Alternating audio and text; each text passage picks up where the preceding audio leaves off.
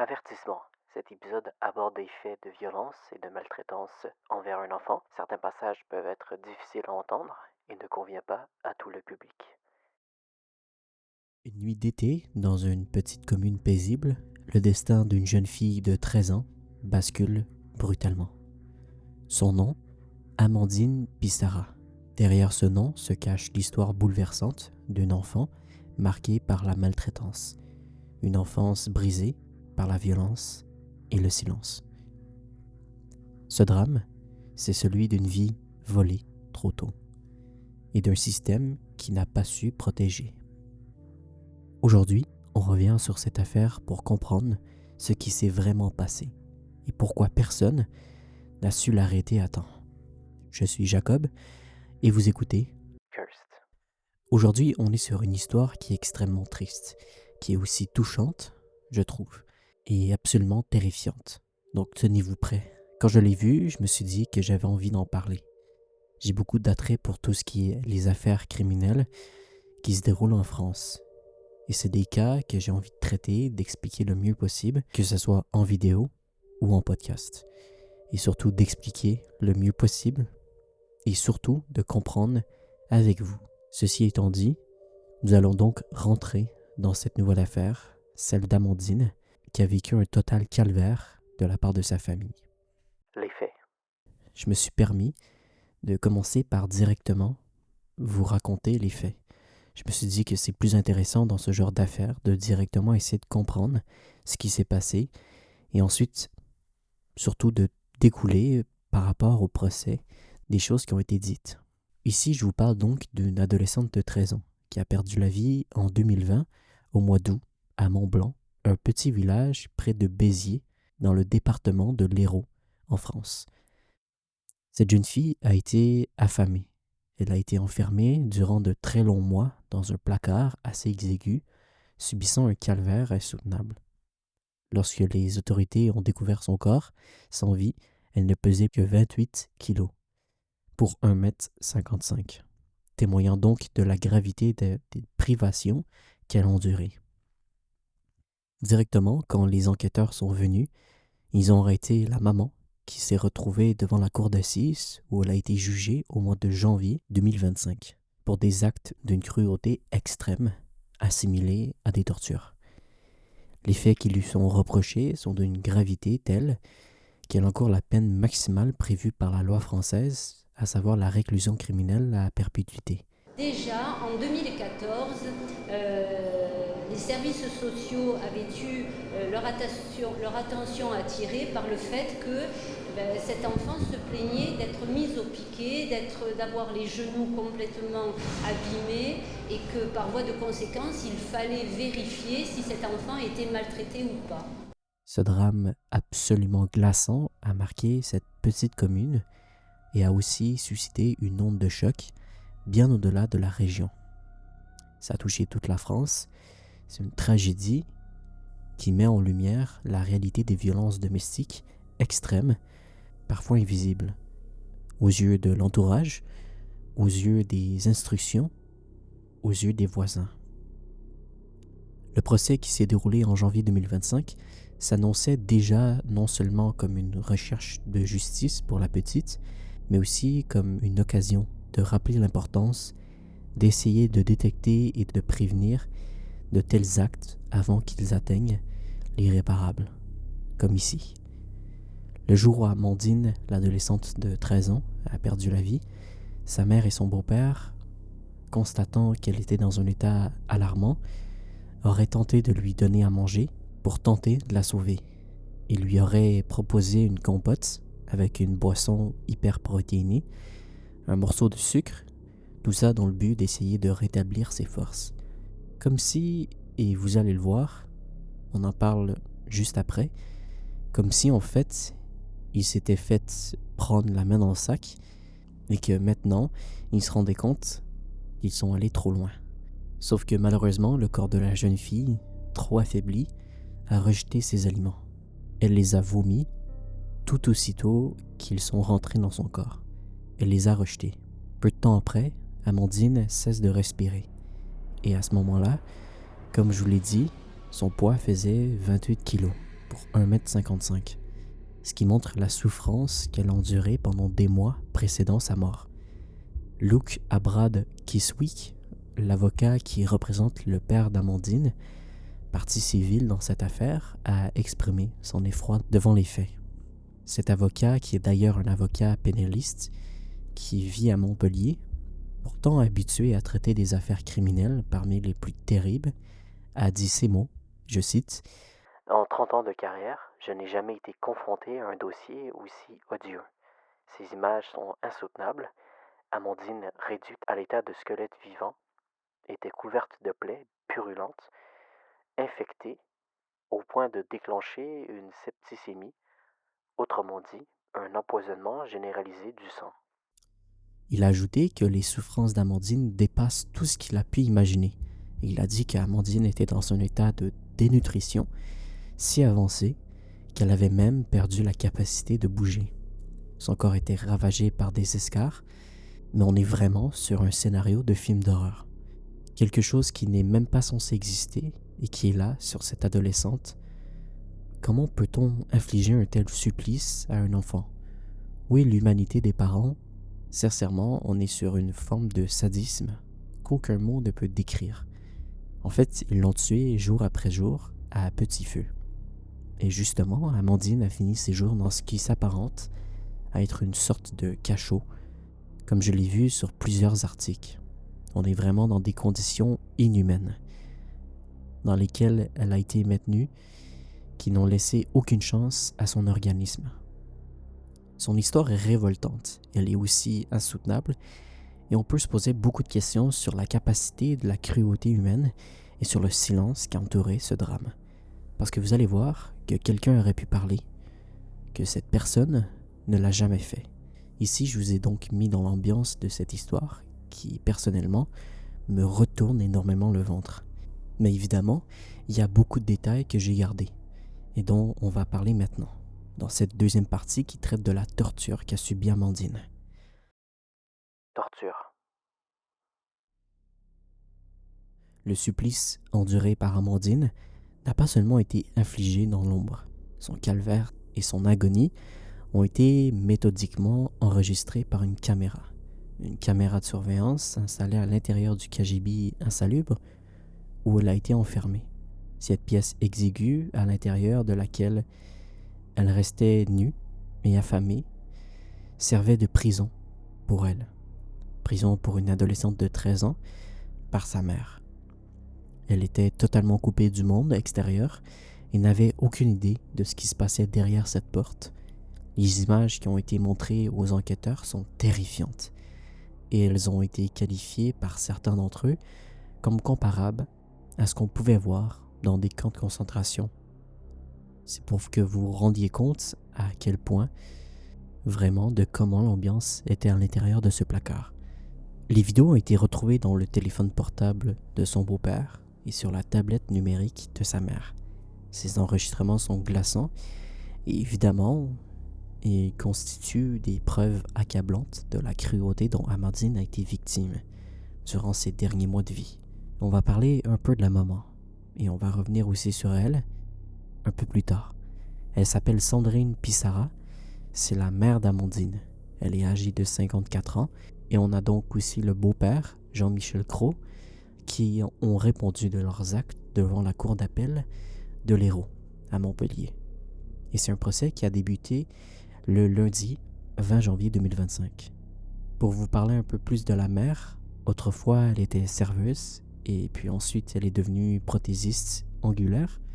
Elle est donc accusée, je cite, d'actes de torture ou de barbarie ayant entraîné la mort sans intention de la donner. Et encore une fois, on va y revenir juste après. Mais je trouve que ces termes, ils sont assez explicites. C'est-à-dire qu'ils n'avaient pas prévu de donner la mort à Amandine, ils n'avaient pas prévu que cette adolescente décède, et je pense que c'est une partie de leur plan, qui a été totalement incontrôlable.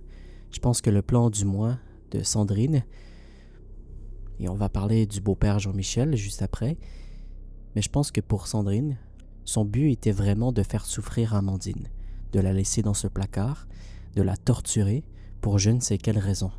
tout en la gardant en vie, pour pouvoir continuer ça encore et encore. Les faits reprochés à la mère s'étendent sur plusieurs mois. Ça aurait commencé dès le premier confinement du 13 mars 2020 jusqu'au décès tragique de la petite.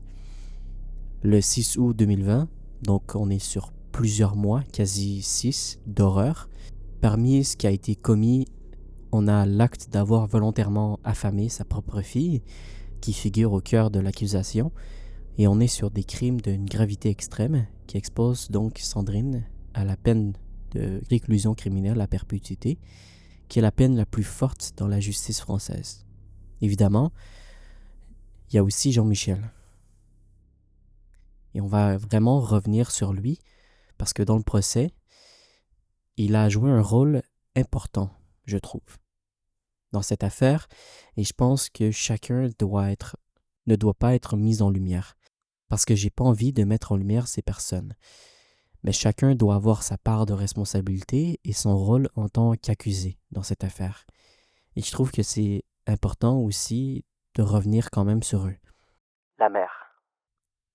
Sandrine Pissarra, qui est donc la mère de 8 enfants, est dépeinte par ses anciens compagnons, tenez-vous bien, comme une femme au tempérament difficile, qualifiée de violente, manipulatrice, dépensière et menteuse. Il n'y a pas qu'un seul ex qui a dit ça, ils ont été plusieurs. Ces traits de caractère, corroborés par également plusieurs témoignages, contrastent avec l'image qu'elle essaie de projeter d'elle-même.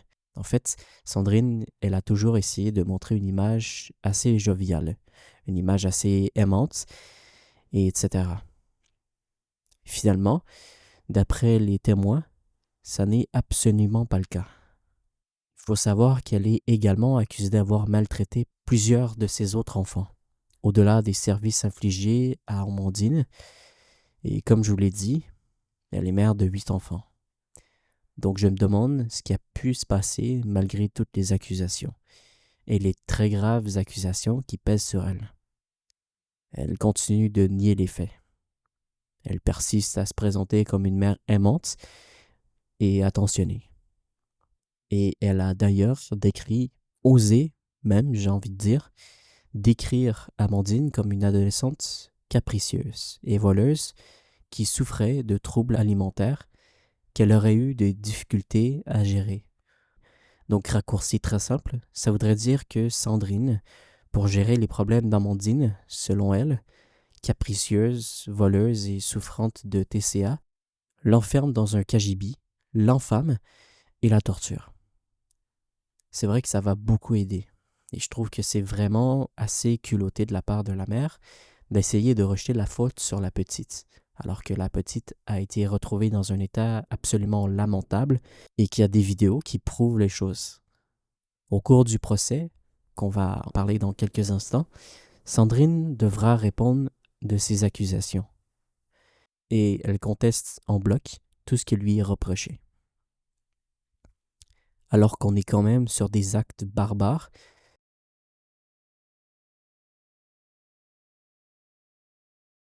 où elle tentera de défendre sa version des faits. Ce sera d'ailleurs l'occasion pour elle de faire entendre sa voix dans un dossier qui a suscité énormément de réactions. Jean-Michel, qui est le compagnon de Sandrine depuis 2016, donc ça faisait 4 ans au moment de cette sortie d'affaires, devra lui aussi être jugé. Il n'a pas été directement impliqué dans les actes de torture, mais il est accusé de, je cite, d'avoir privé de soins ou d'aliments sa belle-fille Amandine, mais surtout de n'avoir rien fait pour empêcher ce drame. Les enquêteurs estiment qu'il aurait eu les moyens d'intervenir pour sauver la jeune fille d'une mort certaine, mais qu'il est resté passif face à sa détresse. Donc à ce titre, il encourt aussi une peine. Et lui, ça peut aller jusqu'à 30 ans de réclusion criminelle. Et personnellement, je fais pas partie de la justice française, mais je trouve que c'est quand même très grave du côté de Jean-Michel. Parce que vu les vidéos qui ont été retrouvées sur son téléphone, vu qu'il vivait dans le même logement et qu'il savait très bien ce que Sandrine faisait, pour moi, il est tout aussi responsable. Il n'a jamais ouvert la porte, il n'a jamais donné à manger à la petite et il n'a jamais fait en sorte de dénoncer ce que sa compagne faisait. Pour moi, il est tout aussi coupable.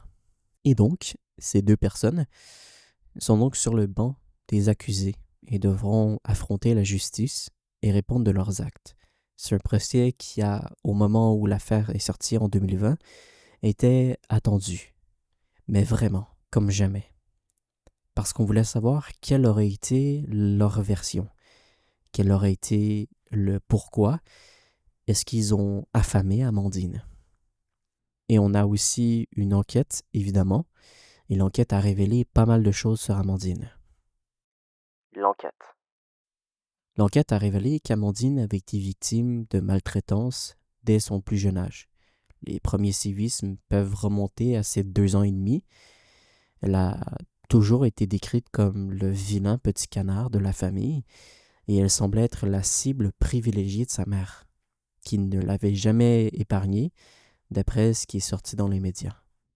Je vous l'ai dit, Sandrine aurait également fait subir des violences à ses autres enfants, mais elle avait une haine envers Amandine qui était tellement marquée que c'était devenu son bouc émissaire. Vraiment son souffre-douleur, selon les experts interrogés au cours de l'enquête.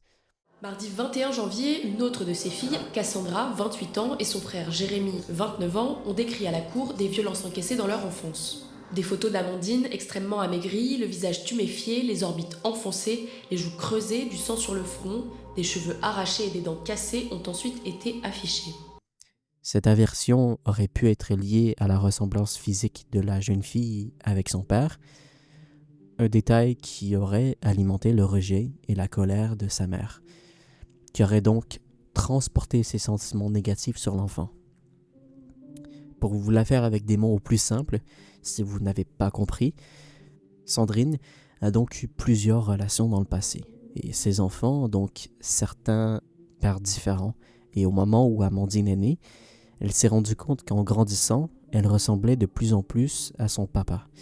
Et c'est quelque chose qui l'a rendue vraiment incontrôlable et qui a augmenté la haine qu'elle avait déjà, visiblement, envers tous ses enfants et qui a fait que Amandine est devenue sa victime préférée.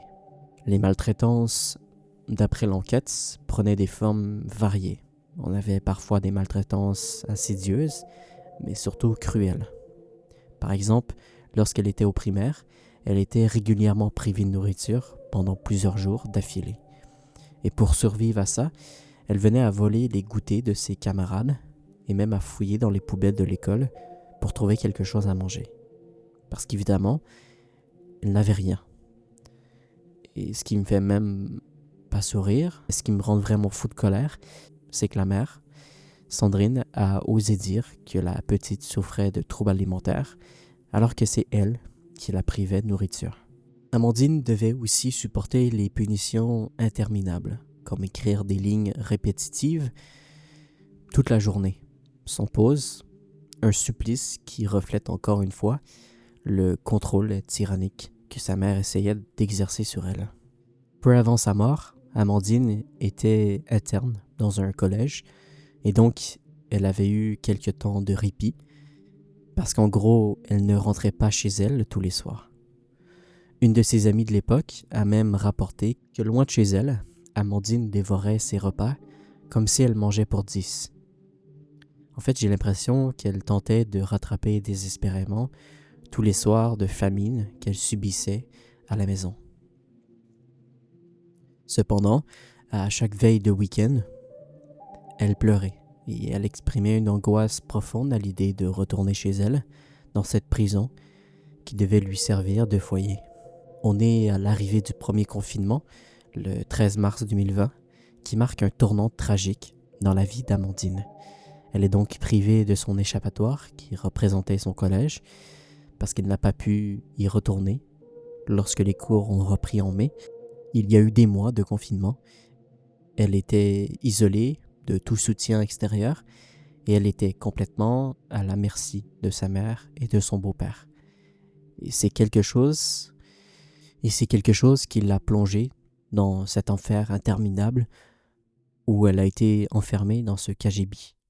3 mois après la fin du confinement, au mois d'août 2020, c'est là où son corps meurtri n'a pas survécu à la fin. Ma pensée, elle va pour elle. J'arrive pas à imaginer tout le long de l'horreur et de la solitude qu'elle a enduré pendant sa si courte vie. Je pense qu'on est sur une cruauté, cette cruauté qui est absolument déconcertante. Cet enfant a été maltraité depuis son plus jeune âge, privé de nourriture depuis son plus jeune âge, et ça a été un punching ball vivant pour sa propre mère. Signalement. Évidemment, il y a une question qui se pose et que je me pose depuis le début. Comment est-ce que personne n'a pas pu voir ça? Est-ce qu'on a vraiment eu aucun signalement? Les maltraitances subies par Amandine n'étaient pas totalement passées inaperçues au fil des années. Elle avait donné à plusieurs reprises des raisons pour qu'il y ait des signalements et ont même eu 3 saisissines du juge des enfants. Pourtant, malgré ces interventions, aucune mesure concrète n'a été mise en place pour la protéger. Cette inaction, selon certains observateurs, illustre les limites des dispositifs actuels de détection et de protection contre la maltraitance infantile. On a d'ailleurs une avocate, celle d'une association, l'Enfant Bleu, Enfant Maltraité, qui a été partie civile dans le procès et qui a dit, je cite, « Quand bien même les procédures qui ont été répétées, cela n'a rien empêché. Il est essentiel de repenser et d'analyser ces procédures pour prévenir efficacement ce type de tragédie. » Cette femme a insisté sur la nécessité d'améliorer les mécanismes de protection en proposant notamment des actions concrètes comme détecter plus finement les conflits de loyauté qui peuvent freiner les enfants maltraités à dénoncer les parents. Et elle a aussi évoqué l'importance de mettre en place davantage de visites inopinées de la part des services sociaux afin de détecter les situations de maltraitance dans des contextes où les apparences sont parfois trompeuses. Je vous rappelle qu'on est sur une Sandrine qui paraissait toute souriante avec ses clients.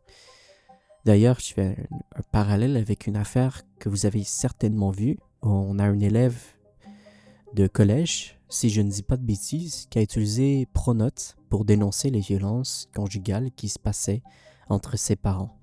Et ça montre une fois de plus qu'en fait, je pense qu'il avait peur de parler à des adultes. Et comme je l'ai dit, cette avocate, maître Véronique Boulet, pour Enfant Bleu, Enfant Maltraité, je pense qu'il faut confronter les enfants dans l'idée de pouvoir parler aux adultes, de ce qu'ils peuvent voir, vivre, parce que ça pourrait empêcher beaucoup de choses. Comme je vous l'ai dit, cette association, elle s'est même constituée partie civile aux côtés du père d'Amandine, ainsi que de son frère et de sa sœur, qui espèrent que le procès pourra rendre justice à cette jeune victime. Et d'ailleurs, c'est vrai qu'on n'a pas beaucoup parlé du père. D'ailleurs, j'ai pas trouvé grand-chose dans les médias. Peut-être qu'il s'est pas mal caché. Mais je pense que le père a dû, pareil, tomber tellement haut et doit actuellement encore, parce que le procès a lieu en janvier 2025, vivre un calvaire sans fin. Par rapport à cette affaire, c'est un procès qui s'annonçait particulièrement éprouvant tant pour les parties civiles que pour les jurés. Je savais que c'était vraiment qu'elle ne l'aimait pas. Ça, je le savais. Je veux qu'on sache que c'est une femme cruelle, quoi. Arriver à un point comme ça, jamais je l'aurais imaginé. Voilà, le but du procès, pour moi, ça va être ça. Je vais avancer dans mon deuil. Le procès, au-delà de juger les accusés, devait également interpeller sur les failles systémiques qui ont conduit à un tel drame. Maintenant, faisons le point sur le procès. Le procès a été long, mais il y a eu seulement 2 heures de délibération. Ça peut paraître long, mais croyez-moi, ce n'est pas beaucoup et la cour d'assises de l'Hérault, à Montpellier, a prononcé une condamnation exemplaire à l'encontre de Sandrine Pissera, la mère de famille âgée de 54 ans. Et finalement, le jury l'a condamnée à la réclusion criminelle à perpétuité assorti d'une période de sûreté de 20 ans.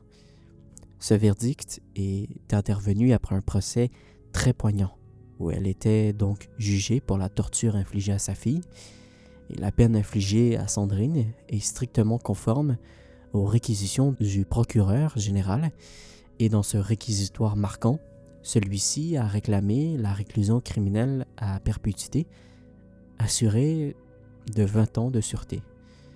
C'est pour inciter sur la gravité des actes qui ont conduit à la mort d'Amandine, affamée et privée de tout soin. Le procureur, pendant le procès, a qualifié les sévices subis par l'adolescente d'insoutenables et il a vraiment tenu à souligner la cruauté d'une mère censée être le premier rempart contre la souffrance de son enfant. Sauf que ça a été la première attaquante. L'ancien compagnon de Sandrine, Jean-Michel, a aussi été lourdement sanctionné. Il a été reconnu coupable d'avoir privé de soins ou d'alimentation sa belle-fille. Il a eu les 20 ans de réclusion criminelle et cette peine dépasse même les 18 années initialement requises par le parquet, reflétant encore une fois l'ampleur de ses responsabilités dans ce drame. Parce que je trouve que Jean-Michel Cros, c'est beaucoup, pas lui directement, mais dans cette affaire, a été caché derrière elle, même si c'est elle qui a tout fait. Justement, il n'a rien dit, il n'a rien fait pour aider Amandine, et les jurés, c'est ce qu'ils ont dit. Ils ont jugé qu'en restant passif face à l'agonie d'Amandine, il a littéralement contribué à la laisser mourir dans des conditions indignes. Le procès a également été mis en avant publiquement, c'est comme ça que j'ai les infos, et le jour de son décès, et qu'elle, comme je vous l'ai dit, mesurait 1,55 m. Il ne pesait plus que 28 kg et elle était sur un poids d'extrême malnutrition.